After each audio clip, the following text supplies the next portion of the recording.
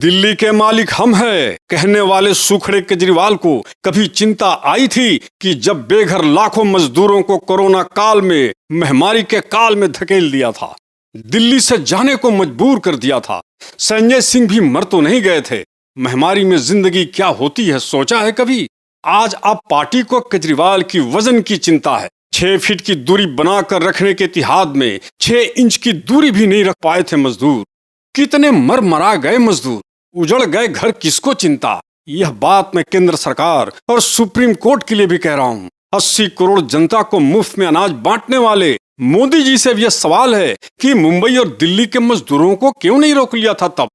अगर देश ने इंसानियत नहीं बनाई तो क्या बनाई? पढ़े लिखे लोग ही देश संवार सकते हैं। भ्रष्टाचार में लिप्त केजरीवाल ने इस युक्ति पर पानी फेर दिया है। केजरीवाल को जेल, संजय सिंह का बेल। इस खेल में आप पार्टी को छोड़कर किसी को चिंता करने की जरूरत क्या है? इसको जेल में क्या तकलीफ है? घर की सब्जी भाजी, आलू गोभी, चावल दाल, बच्चों की फीस, किराया, कोई देनेदारी तो है नहीं, तो चिंता किस बात की? पार्टी में पैसे की कमी तो है नहीं।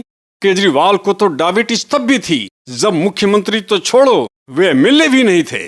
केजरीवाल घर पर बेरोजगार था, वजन 45 किलो की होगी, न साथ में कोई सरकारी डॉक्टर, न अस्पताल की फ्री चेकअप, न सरकारी भोजन, न 600 करोड़ की सरकारी बंगला, न 100 करोड़ का इंटीरियर, न सरकारी गाड़ी थी।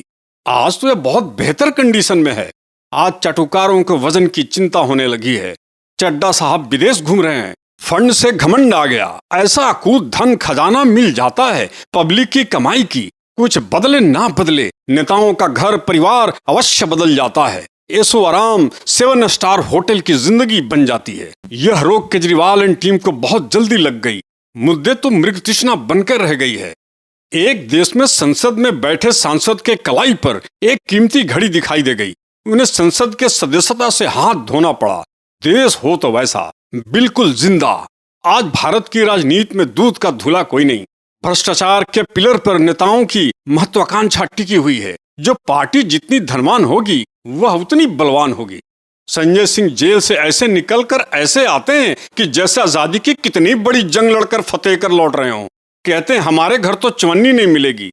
ठीक कहते हो, चवन्नी तो गरीबों के घर में मिलेगी। पंजाब, दिल्ली, गोवा, गुजरात के इलेक्शन तो तुम लोग मुफ्त में लड़ते हो, सेवा के लिए। बिजली तो तुम लोग घर में पैदा करते हो और आंगन में तो जैसे पानी का कुआं खोद रखा है। 1947 से पहले लंदन से यहाँ नियमों और वसूली के फरमान आते थे। चंद अंग्रेजों के एडमिनिस्ट्रेशन यानी अनुशासन ऐसे थे कि डलहौजी, शिमला, कोलकाता, मुंबई, दिल्ली जैसे शहरों का आधुनिक निर्माण कर डाला।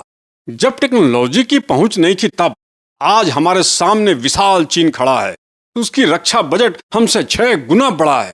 चीन का हर बंदा वहाँ के नेताओं के झूठे झांसे में नहीं है। ना वहाँ कोई भ्रम है, ना भ्रष्ट नेताओं का क्रम है। एकाकी सरकार है तो एक दूसरे की टांग खिंचाई बिल्कुल नहीं है। और एक हम हैं। केजरीवाल पर उंगली उठाकर देखिए, उंगली बीजेपी की तरफ मोड़ देंगे। बीजेपी वाले अरविंद केजरीवाल के तरफ, कांग्रेस की तरफ, कांग्रेस वाले बीजेपी की तरफ, पब्लिक फलना ठिमका पार्टी की तरफ।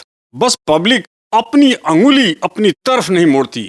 जिस दिन तुम अपनी अंगुली अपनी तरफ मोड़ दोगे, दिखाई दे जाएगा कि ईमानदारी से तुम्हें मिला क्या है। तुम कहाँ खड़े हो, तुम्हारा परिवार, तुम्हारा बच्चा, तुम्हारा वर्तमान, तुम्हारा भविष्य कहाँ खड़ा है।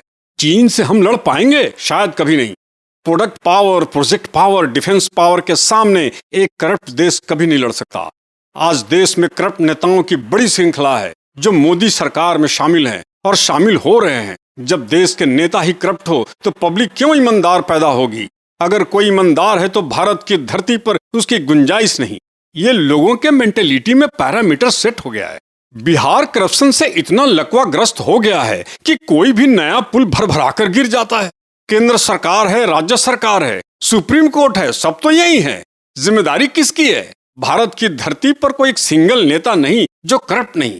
पहले पार्टी बनती है, फिर परिवार आ जाता है। गरीब घर से आने वाले लालू यादव आज 6000 करोड़ के मालिक हैं। कभी सुना है घर चलाने के लिए लालू यादव ने या किसी भी पार्टी के नेता ने 5000 दोस्तों से उधार लिया, अपना घर और गाड़ी बेच दी, रिक्शा भी बेच दिया, साइकिल भी बेच दी, गुजारे के लिए 2 कट्ठा जमीन बेच दी? राजनीति आएगी जाएगी, गरीबी वहीं रहेगी। भावनात्मकता के बोध में मत फंसिए। काम मांगिए काम, वक्त काम मांगने का है। भेड़ों को पथ का ज्ञान नहीं होता। गडेरिया जिधर चाहे उस दिशा में हाँक ले जाता है। बरसों पहले भेड़ हाँकने वाली लाठी लालू यादव ने राबड़ी यादव को दिए थे। आईएएस ऑफिसरों, एसपी, आईजी, डीआईजी तमाम बिहार हाँका गया। चाटुकारों ने ऐसी ही शक्ति कभी इंदिरा गांधी को दिए, सोनिया गांधी को दिए। अब सुनीता भाभी जी की बारी है। आज बस वीडियो में इतना ही। न्यूज नहीं, स्पष्ट व्यूज के लिए आपसे अनुरोध है कि मेरा चैनल देखिए, सब्सक्राइब कीजिए, लाइक कीजिए, शेयर कीजिए। नमस्कार।